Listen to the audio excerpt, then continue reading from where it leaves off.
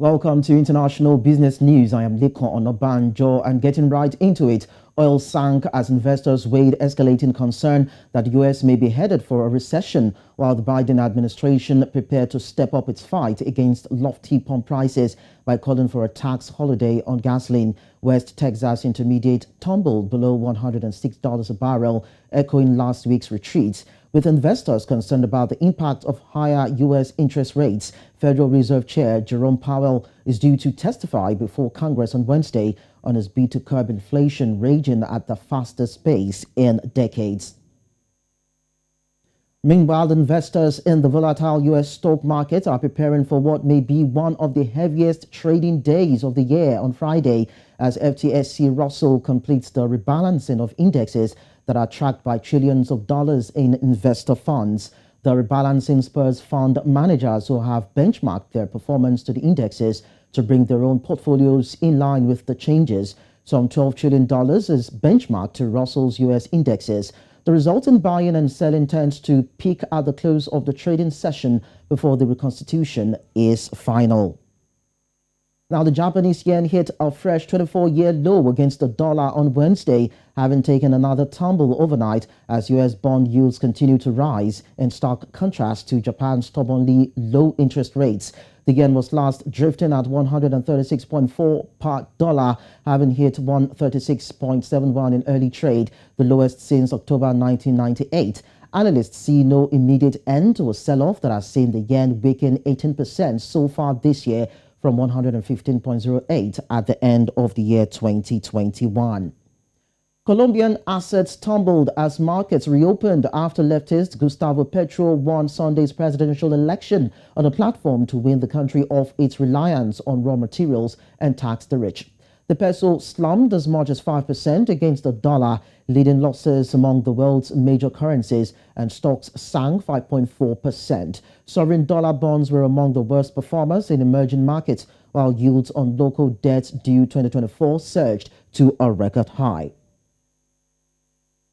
And finally, we tell you, unable to provide adequate fuel, the Sri Lankan government has announced desperate measures to halt many public and economic activities, provoking deeper hunger among workers, the poor and the youth. The government has virtually no foreign exchange to import essentials, including fuel, food items and medicines.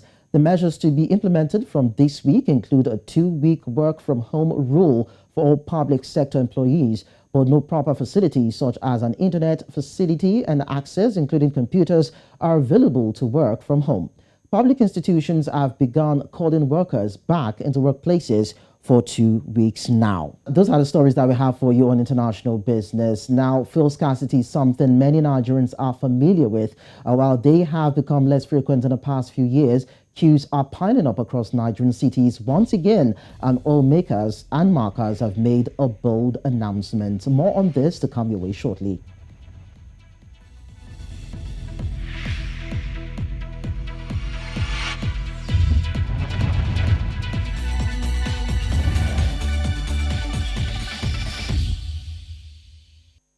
You're still on to Business Edge, and before we bring you the fuel scarcity story, let's talk about Glencore. Now, a British subsidiary of Anglo-Swiss commodities giant Glencore has formally pleaded guilty to 7 counts of bribery in connection with oil operations in Cameroon, Equatorial Guinea, Ivory Coast, Nigeria, and South Sudan. At a hearing on Tuesday in a London court, Glencore Energy admitted to paying more than $28 million in bribes to secure preferential access to oil, including increased cargoes and preferable dates of delivery, and that generated illicit profits for the company between 2011 and 2016. So joining us from London is a tax lawyer, Tolu Aderemi, who will be discussing this particular issue with us on Business Edge this morning. Good morning to you, Tolu. Good morning. Let's get into the discussion. Now, this situation had Glencore Energy pleading guilty to charges of bribery. Now, is it actually significant when you talk about a company pleading guilty to that kind of crime? There's nothing unusual about it. And good morning, Nigerians. Thank you for having me. There's nothing unusual about a company pleading guilty to crimes such as this. In actual fact, in the criminal justice system or the criminal jurisprudence, we have what is known as a plea of guilt. You can plead guilty, when a charge is preferred against you. And is almost an amicable way, even under the criminal laws, of coming out of a crime. But I think the more important point here is how strong are the legislations, the criminal laws, upon which these crimes were preferred or these charges were preferred. And when you look at the strength of those criminal laws, you may have no other choice, than to admit the guilt, albeit under the criminal laws of the jurisdiction. And if you look at the website of the company itself, particularly because of its evolution or the evolution of the business itself, it only made sense for it to admit the guilt as it just has done. What I may struggle with a bit is whether or not it is appropriate for the company to quote unquote, boast of having set aside some amount of money in which it intends to use to settle the claims in the court. Now, this for me triggers some unethical behaviors. Unethical in the sense that it could mean that any company can engage in this sort of fraudulent act, and they will just have to plead guilty, knowing that he has the resources, to use to make payments in terms of fines. Now, we must look at the laws upon which this was preferred. And the Foreign Corrupt Practices Act, upon which, or the basis of, the conviction or the plea of guilt that you talked about yesterday, is such a very strong and compelling one, particularly, its anti-bribery provision, which, even though I have not seen the transcript of the court, but I can imagine, what would have transpired. And so I think it's a good one. However, I think, the option of setting aside some money for it to make payment, I think for me is something that troubles me slightly, particularly because the offenses were alleged to have been committed. In fact, they have been committed because it's now admitted the offense now, or the crime now, to be having committed in African countries, where, not because of want of laws, but largely enforcement of those laws have become wanting. All right, so okay, Tolu, tell us, what do you think will be the fallout of this? Because, of course, it happened in Africa. It involved African countries. So should we be expecting probes of officials, individuals, or other corporate institutions in Africa who may have connived with Glencore Energy? Well, I won't expect anything other than what has been happening. So Glencore, for example, has been under investigation in Nigeria since 2019. So it is not new, that these offenses are being committed. They've been under investigation alongside, I think, Cameroon as well, but by a US-based investigation, I think the Department of Justice, if I'm correct, since 2019. So it's not new. Now, what I will imagine is that the Nigerian anti-graft, the Cameroonian anti-graft agency, the Ivorian anti-graft agency, and which other country again? I think it's South Sudan anti-graft agency, was now using the local criminal laws, which empowers them to also commence investigation and prosecution, must start looking into this and commence a commensurate prosecution in their, and you remember the P&ID's case, we had something very similar, in the Nigerian oil industry, where it was alleged, that monies were passed, that something very similar to this was passed around, within the company and the NNPs, and there was allegation, that the pipeline project was never carried out, or was inflated, if you like, and that the individuals who were involved were fingered out. And I think this is a question of local and international compliance and ethical issues, which must nail the individuals. So what we have seen is corporate criminality, right? Now, the corporate criminality must dovetail into unveiling the veil of incorporation and looking at, the individuals who must be culpable or who are culpable, and then, investigation and eventual prosecution must be carried out on them at the national levels or at the sovereign levels. These types of financial crimes are made possible by complicit government officials in these host countries. So tell us, what do you think these illicit dealings will cost these countries? Is it not, or can we say that they would be shortchanging themselves when they continue to perpetrate such crime? Well, I think globally now, the issue of corruption is becoming less fashionable. And so I think that is the starting point. So any country that abhors corruption is almost going to be blacklisting itself across the world. No country, patently though, wants to be associated with a corrupt entity. And I think I must say that even in Nigeria, and these crimes, as you will note, would have they started, I think, sometimes in 2011 or thereabout. So it's been some time, and there's been, evolution of laws, whether in Nigeria, even in the US. I mean, because the Foreign Corrupt Act, which I referred to the other time, did not use to prosecute individuals or look into foreign nationals or foreign companies. It was initially focused on American companies or American citizens. So I think for nationals or sovereign companies or countries, or indeed what you will call developing economies, it's not going to augur well for them commercially if they do not make or take a commensurate investigative steps. It looks odd that a crime is being investigated in your country. The initiating country would have engaged the Attorney General and the Honorable Minister of Justice of Nigeria that they want to commence this investigation.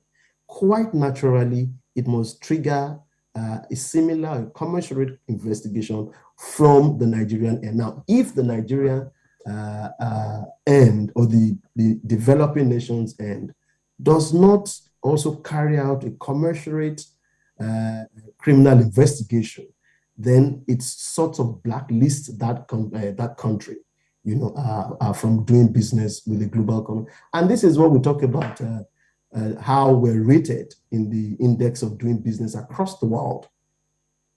All right, so finally, Tolu, tell us, in order to nip this in the bud or to prevent such occurrences, or to, let's say, stem the tide, what are those critical things you think should be done? Because this is one story that we know of. There are other stories of some multinational companies who are having some under dealings that are quite unethical. So if we are going to deal with this holistically, what do you think we should do? First, I think, and I think that is what most developed economies are doing now. There must be a mandatory regulation demanding that whether national, I don't want to call them local companies, or even foreign companies have an obligation to open their books. Now, we've always advocated this, and the opening of the books is submitting the books and accounts of the operating company. Now, the books and accounts of the operating company are bound by certain accounting principles and accounting standards. And if you follow the case of Glencore, which you have raised, that was how they were nailed. Because when the US government commenced investigation into their books, they obviously did not meet the accounting standard. And I must say that it's not just in the oil and gas industry.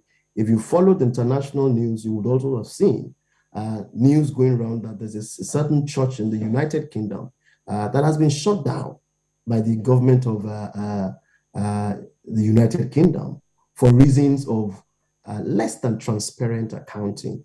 And so really what cannot lie is the books and accounts of a company. And what must also be done, what you must know, is that those books and accounts, they are subjected to two rigorous principles. The first is that it must be jointly prepared by the host company of that country. And so therefore, really, when it comes to issues of pricing, etc., or even tax deductions, there's only so much that you can do in terms of connivance. And so what you find most of the time is that these companies and their host partner companies are never adhering, they are never agreed as to certain fundamentals or certain principles that must go into the books that I'm talking about. So, i.e., maybe the price of crude oil, i.e., the tax that should be computed. So these are germane things, that they are never agreed to. And because they don't agree to it, sometimes you find that they keep two different books.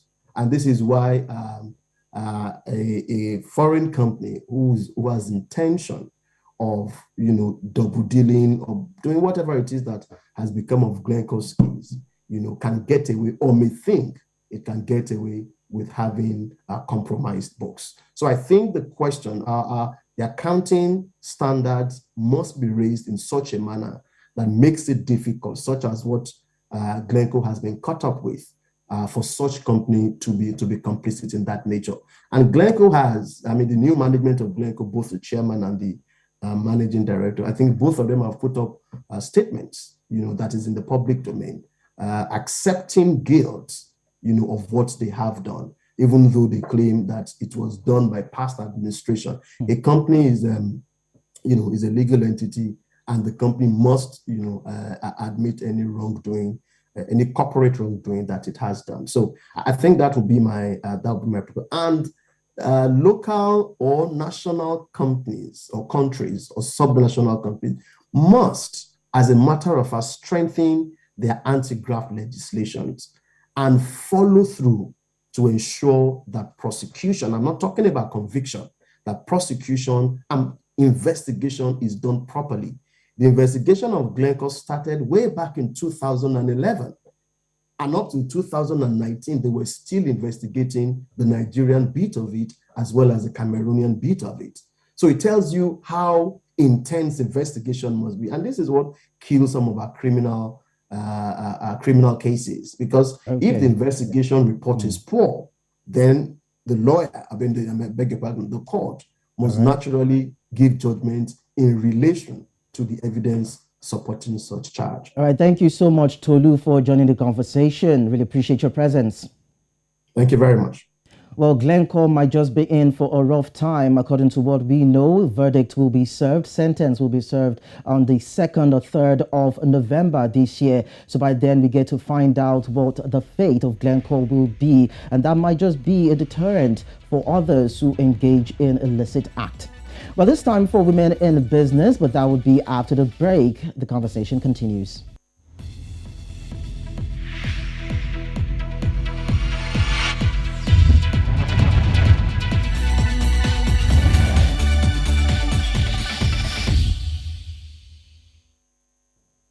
And time is not with us, so we'll be wrapping things up now and giving you a few stories that we're keeping our eyes on. This is NC4 to watch.